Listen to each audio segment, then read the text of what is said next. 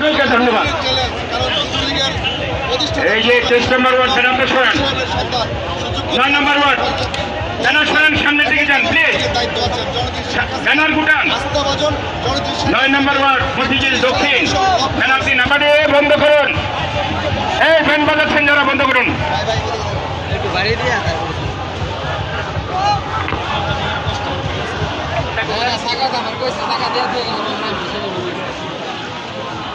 আমরা এই জায়গাটা তো খালি হবে না, সাধারণত মিছিলটা আসতেই থাকবে। এই সামনের দিকে যাই, সবাই সামনের দিকে যাব।